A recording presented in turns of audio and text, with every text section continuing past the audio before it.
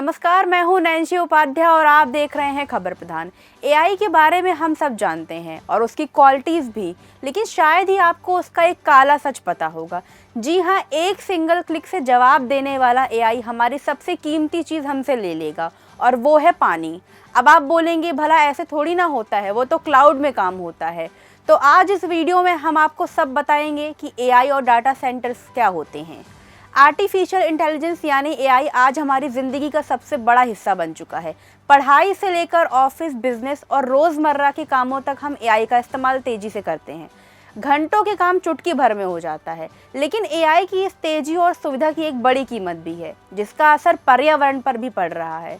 संयुक्त राष्ट्र से जुड़ी संस्था UNWH की एक नई रिपोर्ट में चेतावनी दी गई है कि अगर एआई का इस्तेमाल इसी रफ्तार से बढ़ता रहा तो आने वाले वर्षों में बिजली, पानी और ज़मीन जैसे प्राकृतिक संसाधनों पर भारी दबाव पड़ सकता है। रिपोर्ट के अनुसार एआई को चलाने वाले बड़े बड़े डेटा सेंटर्स 2030 तक लगभग 945 टेरावाट घंटे बिजली की खपत कर सकते हैं। ये इतनी बिजली है जितनी पूरी जापान में एक साल में खर्च होती है। अगर तुलना करें तो यह पाकिस्तान, बांग्लादेश और नाइजीरिया जैसे देशों की कुल बिजली खपत से भी कई गुना ज़्यादा है। लेकिन चिंता सिर्फ बिजली ही नहीं, पानी का संकट और बड़ा माना जा रहा है। रिपोर्ट के मुताबिक 2030 तक एआई डेटा सेंटर करीब 9.3 ट्रिलियन लीटर पानी इस्तेमाल कर सकते हैं। ये मात्रा लगभग 130 करोड़ लोगों की साल भर की घरेलू पानी की ज़रूरत के बराबर बताई जा रही है। दरअसल एआई सर्वर और चिप्स काम करते समय काफ़ी गर्म हो जाते हैं। अब इनको ठंडा करना पड़ेगा तो उसके लिए यूज़ होता है फ्रेश वाटर, जो हम लोग कंज्यूम करते हैं। जितना हम एआई यूज़ करेंगे उतनी ही पानी की मांग भी बढ़ती जा रही है। इसके अलावा डेटा सेंटर्स के लिए बड़ी मात्रा में ज़मीन की भी ज़रूरत होती है। अनुमान है कि 2030 तक एआई इंफ्रास्ट्रक्चर के लिए करीब 14,500 वर्ग किलोमीटर ज़मीन की ज़रूरत पड़ सकती है। ये एक बहुत बड़े शहरी क्षेत्र के बराबर माना जा रहा है। विशेषज्ञों का कहना है कि अब तक लोग डेटा सेंटर्स को सिर्फ कार्बन उत्सर्जन से जोड़कर देखते थे, लेकिन असली चुनौती पानी और ज़मीन से बड़ी खपत भी है। यानी केवल प्रदूषण कम कर लेना ही समाधान नहीं है। अब एक और दिलचस्प बात बताते हैं आपको। एआई मॉडल को तैयार करने से ज़्यादा ऊर्जा उसके रोज़मर्रा के इस्तेमाल में खर्च होती है।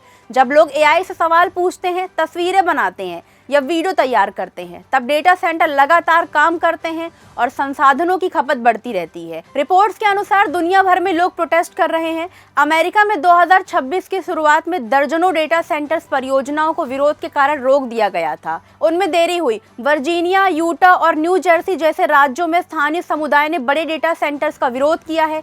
कनाडा के वैनकूवर में भी सैकड़ों लोगों ने प्रस्तावित डेटा सेंटर परियोजनाओं के खिलाफ प्रदर्शन किया।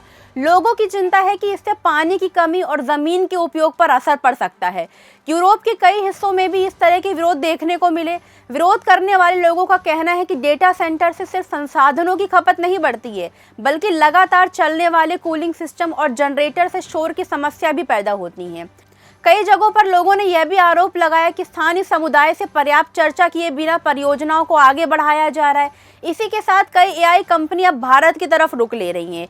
इंडिया में पानी की प्रॉब्लम वैसे भी रहती है। अब इसके बाद कैसे हालात होंगे वो वक्त ही बताएगा। इसी बीच विशेषज्ञों का भी मानना है कि एआई भविष्य की एक बड़ी तकनीक है और इसके फायदे भी बहुत है, लेकिन इसके साथ रिसोर्सेज के बैलेंस्ड यूज़ और इन्वायरमेंट के इफेक्ट को समझना भी ज़रूरी है। अब आप सभी से एक सवाल है, क्या हम डेवलपमेंट की रेस में आगे बढ़ने के लिए इन्वायरमेंट को ही भूल जाएं और तकनीक पर इतना निर्भर हो जाएं कि हमें देने के बजाय हमसे ही कीमती चीज़ लेने लगे?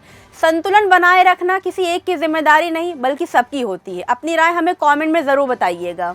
वीडियो अच्छा लगा हो तो लाइक कीजिए, शेयर कीजिए और कमेंट बॉक्स में हमें ज़रूर बताइए।